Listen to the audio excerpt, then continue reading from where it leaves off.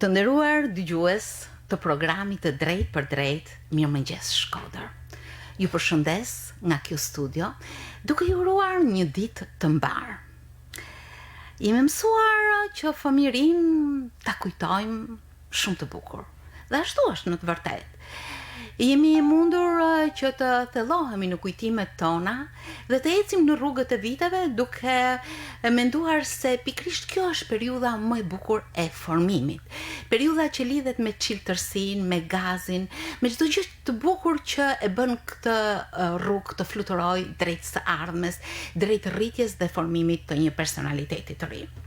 Familja është foleja jonë e dashur, është baza nga ku marrim dhe nisim me hapat e parë për të vazhduar më pas në kilometrat që jeta kërkon.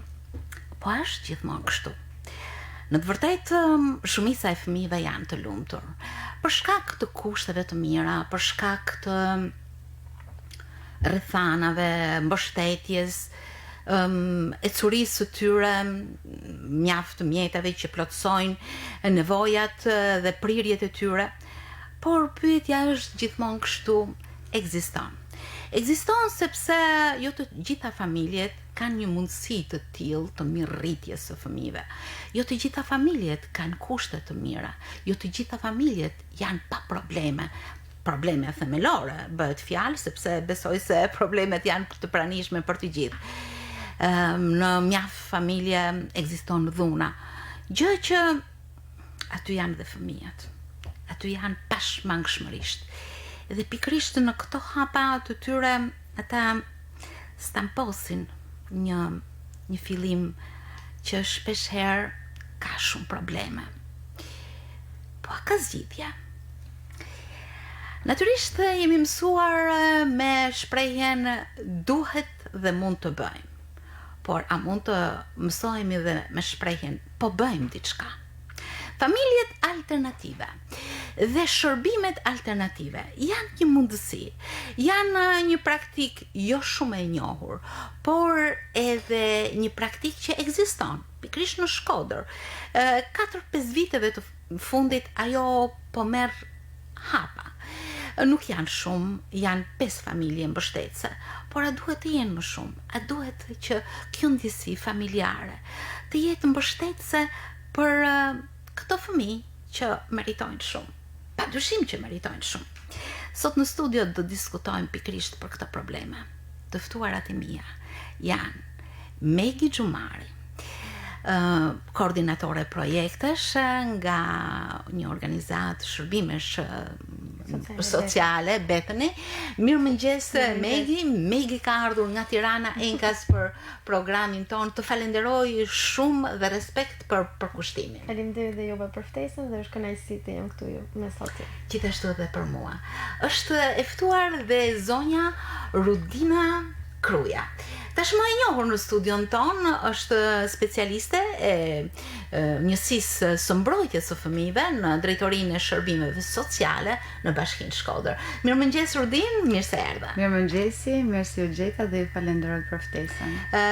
Siç po thonim edhe më herët, ditë punësh, ditë angazhimesh, gjithmonë në mbrojtje të fëmijëve, apo jo?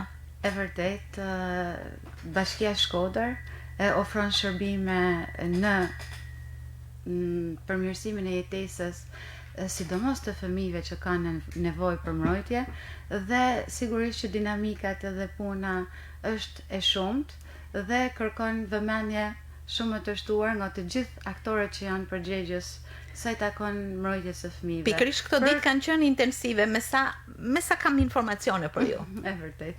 Megjithatë, sot do të flasim për mbështetjen e këtyre fëmijëve. Për mbështetjen si mund të ofrohet me shërbime alternative, por ajo që është shumë interesante, një folej që mund të ngrohë krahët dhe të mbështeten familje mbështetëse. Çfarë janë familjet mbështetëse? Në fakt, familjet kujdestare janë familje të cilat kanë dëshirën në radhë të parë dhe kushtet për të ofruar një përkujdesje të përkohshme ndaj fëmijëve që nuk e kanë të mundur të rriten me prindrit e tyre biologjik për arsye kryesisht sociale dhe ekonomike. Shumë arsye të ndryshme i bëjnë fëmijët që mos të kenë mundësinë pra të rriten pranë prindërve të tyre.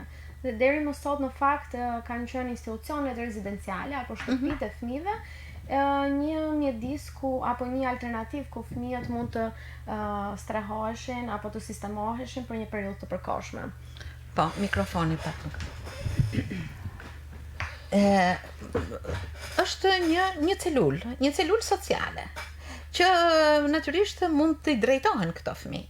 Mbështetet diku në një kod, në një ligj, në një dokument themelor krijimi dhe praktikimi i këtij shërbimi. Patjetër, ne kemi një kuadër ligjor në Shqipëri, kemi kodin e familjes që e përcakton në një kapitull të veçantë kujdestarinë. Dhe që në 2003 në fakt ekziston kapitulli i veçantë për kujdestarinë, por praktika sigurisht ka filluar më vonë, pasi janë edhe krijuar VKM-ra me qëllim që të kemi dhe standarde dhe udhëzime për të ofruar këtë shërbim me cilësi, sepse po flasim për fëmijët edhe duhet patjetër që të kemi cilësi në radhë të parë dhe jo sasinë. Kjo natyrisht është një shërbim që lind nga një problem, lind nga disa kushte. Cilat janë këto kushte që e bëjnë një fëmijë që t'i drejtohet pikrisht ose një shërbimi të tillë siç është familja kujdestare? Realisht fëmijët të cilët vendosen në një familje kujdestare janë fëmijë të cilët për shkak të kushteve ose të pamundësive të familjeve të tyre biologjike për të kujdes siç duhet, për t'i afruar mirëqenie këtyre fëmijëve, janë të detyruar, le të themi, që të vendosen në një shërbim që është i përshtatur për ata dhe që shërbimi më i mirë dhe më cilësor që mund t'i ofrohet një fëmije është shërbimi i kujdestarisë, një familje kujdestare. Por unë mund të them që e përmendi edhe Megi më përpara. Realisht fëmijët të cilët nuk kanë kujdes prindëror, kryesisht janë vendosur nëpër institucionet e përkujdesjes, në institucionet rezidenciale. Pra është një kalim nga familja biologjike, po themi në një strukturë që mund të jetë institucioni, por që nuk është alternativa më e mirë dhe nuk është ajo që ne duam t'i ofrojmë një fëmijëve që ka nevojë për mbrojtje. Ajo që ne vlerësojmë në momentin kur një familje biologjike nuk i ka kapacitetet dhe aftësinë për ta ushtruar përgjegjësinë e saj prindërore, është njohja me rrethin familjar, sepse shërbimi kujdestarisë realisht në Shkodër njihet shërbimi i kujdestarisë me lidhje gjaku dhe shërbimi i kujdestarisë pa lidhje gjaku. Ajo që ne vlerësojmë fillimisht është identifikimi i brenda rrethit të familjes, nëse një teze, një xhaxha, një afërm i familjes mund të kujdeset dhe i plotson kushtet që të kujdeset për fëmijën që ka nevojë për mbrojtje. Në momentin kur nga ana jon vërehet që asnjë nga anëtarët ose le të themi nga rrethi i familjes nuk i ka mundësi që të kujdeset për fëmijën, atëherë shihet mundësia në një shërbim alternativ. Në Bashkinë Shkodër ne kemi modele shumë të mira prej vitesh që ofrojnë shërbim alternativ në shtëpi familje, ku në Bashkinë Shkodër ka disa shtëpi familje që ofrojnë shërbime për fëmijë që kanë nevojë për mbrojtje dhe janë familjet kujdestare, që është modeli më i mirë dhe ajo që ne kërkojmë për një fëmijë i cili ka nevojë për mbrojtje. Po. Pra, me sa shoh, këto janë një marrëdhënie njerëzore. Në radhë të parë janë një marrëdhënie njerëzore. Pastaj institucionale rregullohen me përkujdesjen, me punonjësit, me mbikëqyrjen e të tjerë. Në qendër qëndron fëmia. Fëmia është bekim i Zotit që ka të drejtën të jetojë me të gjitha kushtet, mundësitë që i jepen për të jetuar. Dhe në të dy anët qëndron familja biologjike dhe familja kujdestare, e cila është një profil i ri, një profil që ndoshta për familjen biologjike për momentin mund të jetë krejt e panjohur, ose dhe e njohur, siç tha Rudina, në familje, në lidhje gjaku. Cilat janë pozicionet në mes këtyre 3 faktorëve, duke parë detyrat, të drejtat, kushtet dhe mundësitë e tyre. Sepse vetëm këto lidhje, këto marrëdhënie bëjnë të mundur që një fëmijë të kalojnë butë, sepse kështu mendohet, edhe asnjëherë dhunshëm, të kalojnë në një kusht jetese më të mirë, në një kusht ku të jepet mundësi më të mira për formimin e personalitetit dhe mirëritjen e tij. Në fakt, ne e diskutuam pak e cekëm le të themi edhe më përpara. Një familje kujdestare është një familje e cila në radhë të parë ka dëshirën për ta ofruar këtë shërbim ose këtë kujdes, më mirë më thënë, ka dëshirën që të ofrojë këtë kujdes për fëmijën.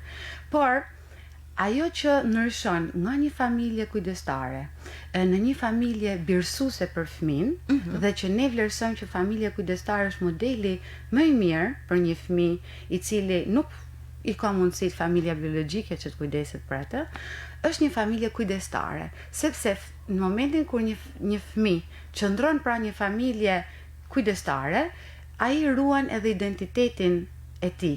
Dhe familja kujdestare ka detyrën që të marrë lidhjen e fëmisë me familjen biologjike, deri në një moment kur familjes biologjike i plotësohen kushtet që fëmia në një periudhë kohe tjetër, që mund të jetë pas 1 viti, pas 2 vitesh, ndoshta edhe më shumë, kur familja biologjike i plotëson gjitha kushtet, ka mundësinë që të rikthehet tek familja e saj biologjike. Dhe ky është ai interesi më i lartë i fëmijës dhe ajo që ne dëshirojmë më shumë për një fëmijë që ka nevojë për mbrojtje. Unë besoj se këtu janë të ndërlidhura një sër fijesh, një sër marrëdhëniesh, të cilat rregullohen në mënyrë marrëveshje në radhë të parë, dëshire, bamirësie, por njëkohësisht që qëndrojnë në pozitat e tyre secila.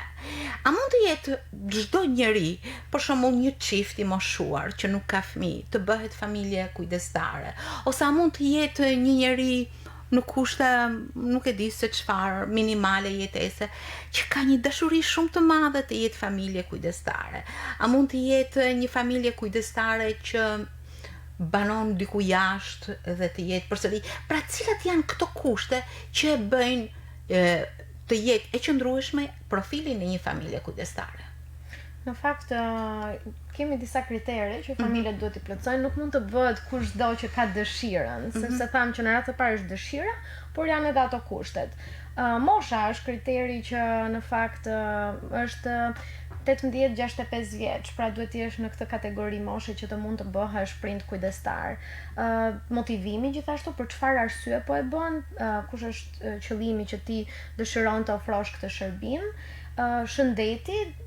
shëndeti fizik dhe mendor i të dy prindërve dhe i antarëve të tjerë sigurisht që mund të jetojnë me prindrit potencial kujdestar, strehimi nëse ka kushte të përshtatshme të strehimit për të marrë një fëmijë në kujdestari, gatishmëria që kanë prindrit potencial kujdestar për të bashkëpunuar me aktorë të ndryshëm, të bashkëpunojnë me ofruesin e shërbimit, me bashkinë, me gjykatën dhe mbi të gjitha me familjen biologjike, sepse sikurse Rudina e përmendi, qëllimi është që një ditë ky fëmijë të rikthehet tek familja e vet biologjike, gjithmonë nëse arrin kushtet dhe nëse është në interesin më të lartë të fëmijës.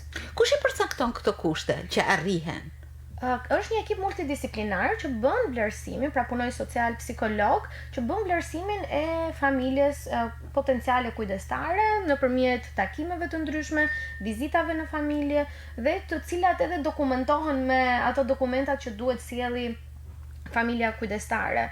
Për shembull, një tjetër kusht është që mos ketë kryer vepra penale, e cila vërtetohet me dëshmi penaliteti, apo pjesa shëndetësore e familjes nëpërmjet raportit mjeko-ligjor të mjekut të familjes. Pra, të gjitha ato kriteret që ne i vlerësojmë duhet të bazohen në dokumenta, apo të ardhurat, se përmendet pak më parë nëse është në kushte minimale. Nëse është në kushte minimale nga të ardhurat, një familje nuk mund të bëhet, sepse duhet t'i ofrojë disa A ka rëndësi që familja kujdestare të jetë pa fëmijë, apo të jetë edhe një familje numeroze me fëmijë të tjerë.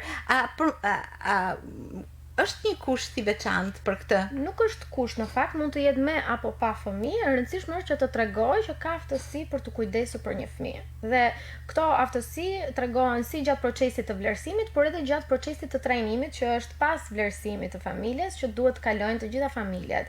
Janë disa seanca trajnimi ku aty përveç se i japim njohuritë dhe aftësitë e duhura këtyre prindërve që ta luajnë rolin sa më mirë, është edhe një proces vlerësimi në vetvete, sepse kuptojmë shumë element si në lidhje me aftësitë prindërore, në çështjet të disiplinimit, në aspektet e dinamikave familjare se sa të shëndetshme janë dhe shumë elemente. Ju keni praktikat tuaja, Megi dhe Rudina. Ka ndodhur që një familje të futet në këtë proces dhe të mos e fitoj këtë bonus shpirtëror, kështu do ta quaja? Po, ka pasur në fakt familje që kanë shprehur dëshirën, por për arsye nga më të ndryshme, pikërisht për mosplotësimin e disa kritereve, nuk e kanë vazhduar dot më pas procesin, apo mund të kenë plotësuar kriteret në fazën e vlerësimit dhe më pas gjatë trajnimit kanë kuptuar që është një rol shumë i madh, është një përgjegjësi shumë e madhe dhe kanë kuptuar që nuk është momenti i duhur për ato për të vazhduar me fazat e mëtejshme. Të rrisësh një fëmijë është një përgjegjësi e jashtëzakonshme, sepse duhet të mendosh jo vetëm për t'i dhënë për të ngrënë. Është një përgjegjësi të ndjekësh hapat e tij dhe të shtrosh rrugën e ecjes këtyre hapave. Unë do të dëshiroja të drejtoheshim pikërisht praktikës, realitetit këtu në Shkodër. Me sa di, projekti ka filluar që në 2010 dhe ka filluar të aplikohet në 2016 në Shkodër. Deri tani kemi, nuk e di nëse jam eksaktësisht. Në Shkodër në 2010 bashkë me Tiranën. Nëse organizate kemi pilotuar në Tiranë, ndërkohë që ka qenë një organizat tjetër që ka pilotuar në 2010 në Shkodër. Kështu që edhe Shkodra futet tek qytetet e para që ka nisur pilotimin. Se keni zgjedhur Shkodrën, Megi? Në fakt nuk e kemi zgjedhur ne, se ne i kemi realizuar në Tiranë, ka qenë një organizat tjetër që ka pasur një projekt në 2010 në Shkodër. Besoj për shkak të kulturës mund të ketë qenë një përzgjedhje. Unë do t'i shtoja kësaj jo për të shtuar diçka, por një lloj tradite që ka Shkodra në ndihmesën e njerëzve, në traditën e hershme. Në Shkodër, familje që nuk kanë patur shumë mundësi, flas në kohë të zgjuara, njerëz që mund të mos kenë qenë edhe shumë të pasur, kanë ndihmuar pa e ditur, duke qenë anonim, duke i dhuruar një vajze që martohet mundësinë për të bërë pajen, për të filluar jetën e saj. Janë disa indicie që natyrisht të bëjnë të ndjesh mirë në rrënjët e dashamirësisë dhe bamirësisë. Në fakt këto familje pse bëjnë një gjë të tillë? Kanë nevojë për cicërimin e zërit të fëmijëve në shtëpi, kanë nevojë të mos rrinë vetëm, të shtohet është çështja e humanizmit. Besoj të gjitha familjet kanë pasur çështjen e humanizmit. Pra kanë dashur që t'i ofrojnë një fëmijë mundësinë që të rritet në një ambient familjar, ku t'i ofrojnë po mund të jenë shumë që janë humane, po përgjithsisht si keni takuar ju këto familje? Megjithëse nuk janë të shumta deri tani, le të shpresojmë që ky humanizëm, kjo bamirësi të buloj në shumë mundësi të tjera. Si keni takuar ju këto familje?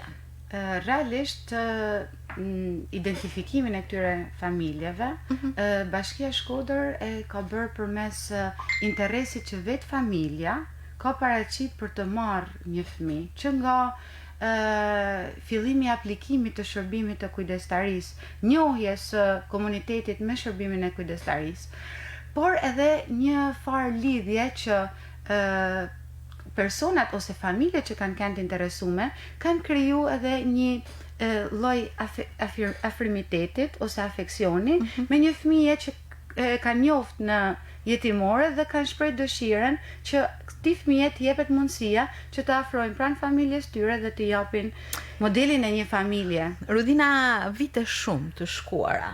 Duhet i drejtohem Angjelushes, e cila ishte rezidente në shtëpinë e fëmijëve Dhe ajo ishte shumë e miqësuar me kujdestaren e saj, e cila kishte 2 djemë ose 3, nuk jam shumë e sakt, dhe ato u bën edhe me një motër. Janë shumë vite më herët, ndërsa në vitet më të afërta i drejtohen përsëri një zonje që punon në një nga familjet rezidenciale, që krahas 3 fëmijëve të saj është bërë me të 4-tin, pikrisht. Ndoshta dua të shpreh këtë ndjesi tek njerëzit që punojnë në këto shërbime sociale. Me sa di unë, këto janë më të pranishmit. Ndodh kështu apo? Ndodh, me qenë se ju solët modelin e viteve shumë më përpara, dhe mu më erdhin në mendjen time që shumë vite më përpara kujtoj që familjet tona gjithmonë për raste festash, për pushime, kanë marrë në familjet e tyre fëmijë të cilët kanë qëndruar në jetimore. Dhe mund të kenë një mësuesi një shkolle që ka pas nxënës këtë fëmijë dhe gjatë pushimeve i ka marrë në familje, dhe kjo gjë sjell edhe një farë afeksioni dhe përshtatje, dhe shifet mundësia e përshtatjes së fëmijës, por edhe familjes për të afruar fëmijën. Kjo është një iniciativë që mendoj që ka qenë shumë pozitive vite më përpara, dhe që nuk është keq që të filloj edhe të vazhdoj të ndiqet edhe në ditët e sotme, sepse ndërgjegjësimi shumë persona mbase edhe nuk e njohin shërbimin e kujdestarisë. Edhe njohja se si funksionon, mundësia që jepet një fëmije për të pas një familje, mendoj që janë element që mund të vlerësohen nga komuniteti, edhe mund të jenë potencial për të bërë, le të themi, familje. Shkodra ka 5 raste të familjeve kujdestare. Pa lidhje gjaku. Pa lidhje gjaku. Pa lidhje gjaku midis familjes dhe fëmijës, sepse edhe Rudina e përmendi që kemi 2 forma, që kur janë të afërmit të fëmijës, që mund të jenë gjyshrit, në moshën 65, teze, hauda, dallar, atëherë ato quhen familje kujdestare me lidhje gjaku, sepse kanë një lidhje me fëmijën. Pra nuk është një ekip multidisiplinar që ka bërë përzgjedhjen e fëmijës dhe familjes dhe i ka përshtatur, por janë ato njohje dhe lidhja që ka fëmia me familjen, me rrethin e gjerë. Doja të theksoj pak faktin që me vërtet është shumë e nevojshme ndërgjegjësimi i shoqërisë. Në fakt, shërbimet sociale Bethany në bashkëpunim me Bashkinë Shkodër dhe me mbështetjen e Save the Children, që në 2016 në Bashkinë Shkodër ka realizuar shumë aktivitete ndërgjegjësimi me qëllim që të identifikojmë familjet e interesuara dhe mbi të gjitha që t'i informojmë se çfarë është ky shërbim i ri. Në fakt, çfarë është arritur nga këto aktivitete sensibilizuese? Janë ofruar më shumë, janë interesuar më shumë, janë sensibilizuar më shumë njerëz të cilët mund të hedhin vështrimin në këto institucione rezidenciale për të kujdesur, për të takuar, për të krijuar një lloj lidhje me fëmijët. Unë mund të them që Bashkia Shkodër realisht është ndër bashkitë që ka numrin më të lartë, le të themi, të familjeve kujdestare pa lidhje gjaku. Sepse me dijenin time në bashkitë e tjera janë numri është shumë më i vogël, mund të themi raste sporadike. Në fakt kemi Bashkinë e Tiranës që kemi 3 familje kujdestare dhe Bashkinë Shkodër. Çudi që Tirana është me një standard kështu të paktën lidhet nëse e quajmë standardin ekonomik, por nuk është vetëm standardi ekonomik. Nuk është, kjo është e vërtetë. Është humanizmi, është dëshira për t'i dhënë këtë kujdes dhe këtë familje, një fëmijë që është pa kujdes prindëror. Por unë do kisha dashur me kënë se do rikthejmë te një pyetje që ju bët, edhe më duk shumë interesante, që si punohet gjatë kohës kur fëmia qëndron në familjen kujdestare me familjen biologjike. Është një marrëdhënie komplekse, realisht e jashtëzakonshme. Më duket se ato fëmijë piqen shumë. Duhet të jetë kështu, apo ja? Sigurisht kalojnë goxha procese. Sigurisht, po, sepse në momentin kur fëmia qëndron pranë familjes kujdestare, është detyrë e Bashkisë Shkodër që me anë të punojësve social, një stafi multidisiplinar, të qendrave tona, të rrjetit të qendrave tona komunitare për familjen, që ofrojnë shërbime në komunitet, që me anë të programeve të mbrojtje sociale të bëjt pamundurën që familja biologjike të fuqizohet dhe të përmirësoj kushtet në mënyrë që pas një periudhe kohe fëmijës të jepet mundësia që të kthehet pranë familjes biologjike. Dhe nëse familja biologjike, pavarësisht përpjekjeve të realizuar nga ana jon për të fuqizuar, akoma nuk i ka plotësuar, le të themi, ato kushtet për të rikthy fëmija në familje, atëherë bashkë me familjen kujdestare duhet të bëhet një plan për fëmin që t'i gjehet një familje birësuese, që ai të qëndroj deri në moshën 18 vjet, që mundet të qëndroj pranë kësaj familje kujdestare ose pranë një familje. Siç po thonim, humanizmi është baza e kësaj marrëdhënie, e kësaj lidhje, e kësaj familje kujdestare. Megjithatë, ajo ka të drejtat dhe përgjegjësitë e saj. Ka ndonjë lloj vështrimi ndihmëse, sepse ajo po bën pas një lloj shkëmbimi ndoshta, një bamirësi shumë të madhe, po ofron në gjirin e saj një fëmijë i cili nuk është i saj, po e bën të tijen me dashuri. Ka ndonjë lloj vëmendje, ti themi, ndaj kësaj familje? Në fakt, familjet mbështeten për ta kaluar gjithë këtë proces me sukses, edhe mbështetja mund të jetë psikologjike, emocionale, sidomos në muajt e parë kur vendoset një fëmijë në familje kujdestare, është e vështirë, jo vetëm për fëmijën, që po i ndryshon komplet jeta, do ndalemi gjërësisht tek fëmia. Por edhe për familja kujdestare është e vështirë, sidomos muajt e parë të tranzicionit, kështu që i ofrohet një mbështetje në mënyrë që ta kalojmë me sukses. Ku konsiston kjo mbështetje, Meki? Trajnime, se si mundet që të menaxhoj situatat ku fëmia mund ta ketë vështirë procesin e përshtatjes me familjen e vet, me rutinat, me qenë se mbi baza humaniste nuk qëndron ana materiale, por gjithsesi edhe ajo luan një rol të madh. Ka ndonjë gjë të veçantë këtu? Përveç këtyre që Megi përmendi, që janë shumë të rëndësishme për një familje kujdestare, edhe sidomos përveç trajnimit edhe mbështetja psikologjike, sepse duhet të kujtojmë që fëmijët të cilët vendosen ose afrohen pra një familje kujdestare, mund të jetë një fëmijë që ka kaluar shumë trauma dhe mund të ketë nevojshme që të menaxhojnë disa kriza në familje, që ndoshta një familje e vetme e ka të pamujtur që t'i menaxhojë. Dhe për këtë është e rëndësishme roli i psikologut edhe mbështetja psikologjike për këtë familje. Por ajo që përveç kësaj mbështetje, me qenë se po përmendim mbështetjen e familjeve kujdestare, është edhe një mbështetje financiare modeste, le të themi, për këtë familje që është 9.000 lekë të reja në muaj për një fëmijë. Natyrisht gjë shumë e vogël, por gjithsesi një zile tingëlluese, do të thoshim. Një mbështetje financiare nga shteti. Pra kjo është një pagesë që buxheti i shtetit mund të sigurojë. Natyrisht gjatë kësaj marrëdhënie ka shumë lidhje, ka shumë linja, ka shumë komunikime. Edhe komunikimi është i rëndësishëm, më i rëndësishëm, është baza. Është një komunikim që fokusohet tek fëmia. Fëmia është pa dyshim subjekti më i madh, sepse tek ai investohet.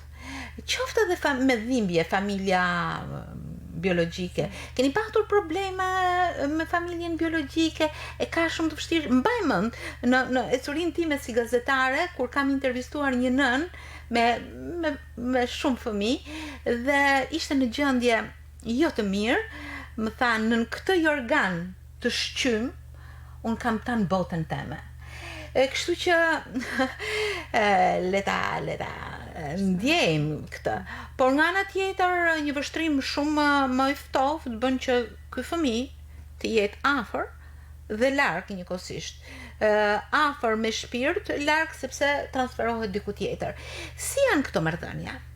Ju e keni praktikuar 5 familje, natyrisht janë pak në morinë e problemeve që ka dhe nevojave që kanë fëmijët, por secila ka një histori. secila ka një rrugtim. Do desha ndonjë eksperiencë tuaja në Rudin ose Megi? Realisht jo gjithmonë ndohet që familja biologjike dhe familja kujdestare e gjejnë atë gjuhën e komunikimit lehtësisht, le të themi. Edhe kjo është një proces që don kohën e vet, edhe don trajtimin e dur dhe profesional. Për këtë është shumë e rëndësishme që familja kujdestare mos jetë e vetme gjatë rrugtimit ose gjatë kohës ofrimit të shërbimit të kujdestarisë. Dhe ka nevojë për mbështetje nga profesionist në mënyrë që të menaxhojnë edhe këto situatat kur nuk gjahet komunikimi me familjen biologjike. Sepse normalisht një prindi biologjik kur merr vesh që fëmia po kalon në një familje tjetër, nganjëherë mund të duket shumë e padrejtë kjo. Më dakord mund të jetë familja biologjike që të qëndrojë në institucion, sepse aty mund të ketë një mundësi që ta shikojnë sa herë ka dëshirë ose ta marrë etj. Se në momenti kur kalon në një familje kujdestare që i duket që po shkon te një familje tjetër edhe nuk ka më mundësi. Por në fakt nuk funksionon kështu. Dhe kjo të shtej është detyrë edhe jona që ti informojnë familjet biologjike që lidhja është e vazhdueshme. Që lidhja me fëmijë nuk hub. Dhe ky është qëllimi i shërbimit kujdestarisë, që lidhja me fëmijës me familjen biologjike, por gjithmonë kur kjo lidhje është e shëndetshme dhe nuk cënon sigurinë dhe mirëqenien e fëmijës, duhet të vazhdojë. Të çfarë moshash janë përgjithsisht, sepse birësime me sa di në të shumtë në rasteve, aq sa kam njohur unë, fillojnë në mosha motake, të vogla, në mënyrë që ai birësim të dal nga dal të bëhet gati si biologjik me prindrit e adaptuar. Ndërsa si ndodh në familjet kujdestare. Moshat kanë qenë të vogla, jo foshnje, por kanë qenë të vogla 2, 3, 4 vjeç deri tani në eksperiencën tonë. Por sigurisht që çdo fëmijë nga mosha 0 deri në 18 vjeç ka të drejtën për të vendosur në një familje kujdestare sipas legjislacionit shqiptar. Përgjithsisht si reagojnë këta fëmijë? Duke qenë se kanë qenë mosha të vogla, adaptohen? Janë përshtatur lehtësisht. Sa më i vogël të jetë fëmia, aq më të lehtë ka për të përshtatur me një mjedis të ri. Sa më i madh, aq më shumë kupton dhe aq më të vështirë ka. Kështu që por nga ana tjetër shumë e rëndësishme që të punohet me fëmijën për ta përgatitur fëmijën. Nuk merret fëmia dhe çohet direkt te familja kujdestare pa i dhënë asnjë informacioni dhe pa e përgatitur në mënyrë graduale, sepse pastaj ne i shkaktojmë një tjetër traumë. Sado po e vendosim në një familje të sigurt, është një traumë nëse nuk e bëjmë procesin siç duhet të përgatitjes së fëmijës. Kështu që profesionistë, si punojnë social, psikolog, punojnë shumë, por edhe kushdo aktor tjetër që është i përfshirë. Se nëse kemi një fëmijë, dhe në fakt dua të theksoj që fëmijët që i kemi vendosur në familje kujdestare vinë të gjithë nga institucionet rezidenciale. Pra kanë qenë në institucione rezidenciale dhe kanë kaluar në familje kujdestare. Edhe stafi i institucionit rezidencial ka nevojë që të punojë me fëmijën, sepse sigurisht që ka një marrëdhënie shumë të ngushtë. Dhe është shumë e rëndësishme që ato të punojnë me fëmijën në mënyrë të vazhdueshme që ta përgatisin fëmijën për këtë kalim që është i rëndësishëm në jetën e tij. Duke qëndruar pikërisht tek jeta e një fëmie, 5 raste, 3 raste, 8 raste, më shumë raste, këto fëmijë që vinë 2, 3, 4, rriten, bëhen 10, 15, si shihni në ecuri? Çfarë tendence kanë këto fëmijë? Si ka qenë ecuria e vazhdueshme në jetën e një familje kujdestare? Deri tani këto fëmijë kanë pasur një jetë shumë të mirë dhe kanë pasur një zhvillim shumë të theksuar në të gjitha fushat në fakt. Ka ndikuar shumë pozitivisht vendosja e fëmijës në këto familje kujdestare. Dhe ndoshta vërtet nuk kemi një sasi të madhe të fëmijëve që i kemi vendosur, por ato fëmijë që janë vendosur i kemi vendosur në familje të sigurta, të cilat në fakt monitorohen në mënyrë të vazhdueshme për të siguruar që fëmijës po i plotësojnë të gjitha ato nevojat për të cilat fëmia ka nevojë. Në çfarë aspekt monitorohen, sepse me fëmijët shpesh ne themi në fëmijët e rrugës, në fëmijët të tjerë që trafikohen, abuzohet me ta. Për të qenë natyrisht super të sigurt për këto familje kujdestare të cilat marrin përgjegjësi, si qëndron raporti i monitorimit në mënyrë që të jetë sa i afërt aq edhe i largët, që të mos prek ndjenjen humane të tyre, që atë sakrificë që ata e bëjnë pa e quajtur sakrificë. Është stafi i çanarëve tona komunitare, të cilat e përmenda edhe më përpara. Ashtu siç punohet me familjen biologjike, është detyra jonë që të monitorojmë edhe fëmin gjatë qëndrimit në familjen kujdestare. Dhe sigurisht që ne jemi pranë fëmijës edhe pranë familjes. Në çfarë mënyrë për shembull, në çfarë mënyrë? Në mënyra të ndryshme, që do të thotë me anë të vizitave që ne planifikojmë të realizojmë në familje, me anë të kontakteve që marrim me shkollën ku është i regjistruar fëmia, si vazhdon ecuria e fëmijës në shkollë, cilat janë dinamikat e tij në shkollë, ndoshta me anë të një feste, një ditëlindje që ne jena pjesë e kësaj. A ndihen ato pjesë integrale familjes kujdestare? Deri tani ato janë përshtatur më së miri në fakt, më shumë se ç'duhet ndonjëherë, pra nuk bëjnë ndoshta diferencimin në disa raste, varet shumë nga fëmia, nga temperamenti, nga mosha, por që janë përshtatur më së miri në familjet kujdestare dhe janë integruar pra në këto familje. Këto familje kujdestare unë do t'i quaja familje të veçanta, sepse ato marrin thjesht një shërbim human në këmbim thjesht të mirënjohjes ose thjesht dashurisë të tyre që kanë për fëmijët, për jetën, për mirësinë, për ta bërë, duke ditur se një ditë këto fëmijë nuk do të jenë më aty. Pra është një shërbim, një mund, një përkujdesje, një merak i përditshëm, pa pritur të marrë shpërblim. Sepse nuk mund të shpërblehet me 90.000 lekë të vjetra. Është vërtet, janë të pamjaftueshme. Ndonjë nga këto familje e ka kaluar këtë fazë, domethënë i kanë përcjell këto fëmijë në jetën e tyre të gjerë, më akomoduese me familjen, me punën, me shkollimin. Ka ndonjë shembull të tillë që e ka kaluar këtë periudhën e vështirë? Realisht, sepse shërbimi kujdestarisë është shërbim i ri, le të themi, dhe fëmijët, procesi ku ato kanë kalu është drejt shkollimit, le të themi, sepse mund të kenë qenë, po themi, në një shërbim ditor ose nuk e di, do të thënë kopësht, mosh kopshti, le të themi, dhe sot janë në shkollë, le të themi. Dhe është ende herët për aq kohë sa dhe shërbimi kujdestarisë është një shërbim i ri, edhe nuk është se një prej këtyre fëmijëve, po themi, ka moshën 18 vjeç edhe sot e kuptoj. Këto familje që i kanë birësuar janë familje të pasura, familjet kujdestare. Që kanë marrë në kujdestare. Shpesh nuk mësohen me termin. Këto familje kujdestare janë familje të pasura, familje të mesme apo familje që Jo domosdoshmërisht, këto familje janë të një shtrese të mesme, dhe ajo që i ka bërë këto familje për të marrë një fëmijë dhe për të ofruar shërbimin e kujdestarisë, por i themi që është pjesa humane më shumë se sa pjesa financiare, por janë disa kritere që duhet të plotësoj, pra duhet të ketë të ardhura mesatare, le të themi, që të përballoj kujdesin për fëmijën.